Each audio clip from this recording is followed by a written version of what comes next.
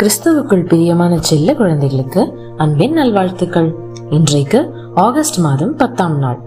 இன்றைக்கு தேவன் உங்களோடு கூட பேசுவதற்காக ஒரு விசேஷமான பரலோக மன்னாவை கொடுத்திருக்கிறார். இன்றைய மன்னா சங்கீதம் 37 வசனம் 23. நல்ல மனுஷனுடைய நடைகள் கர்த்தரால் உறுதிப்படும், அவனுடைய வழியின் மேல் அவர் பிரியமாய் இருக்கிறார்.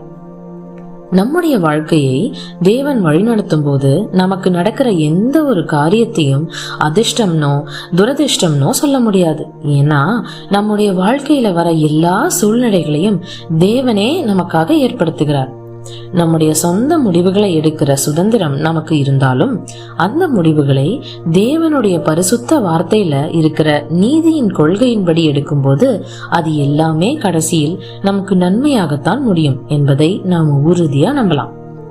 நமக்கு வர கஷ்டங்களா இருந்தாலும் சந்தோஷங்களா இருந்தாலும் தேவனுடைய வழியில நடக்கும்போது அவை எல்லாமே நம்மை நல்ல வழிக்கு கொண்டு போகத்தான் உதவுது.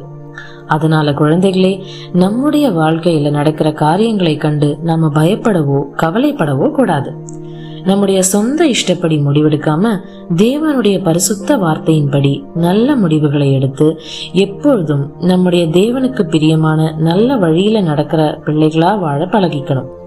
செல்ல குழந்தைகளே, இந்த மன்னாவை இன்னும் தெளிவா புரிஞ்சுக்க உங்க பைபிளை எடுத்து நீதிமொழிகள் 16ஆம் அதிகாரம் 9ஆம் வசனத்தை வாசிங்க. ஒவ்வொரு அடியையும் தேவன் கவனிச்சு வழி நடத்துறாருன்னு விசுவாசிச்சு அவருடைய வார்த்தைக்கு கீழ்ப்படிந்து நடந்து தேவனுக்கு பிரியமான நல்ல பிள்ளைகளா வாழ்றத குறித்து இன்னைக்கு நாள் முழுவதும் மனசுக்குள்ள தியானம் பண்ணுங்க.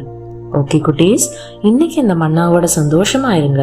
இன்னைக்கு நைட் ஒரு சூப்பரான வேதாகம கதையோட நம்ம சந்திப்போம். எப்பவுமே தேவனுக்கும் கிறிஸ்துவுக்கும் பிடிச்ச சமத்து பிள்ளைங்களா இருங்க. God bless you. Bye.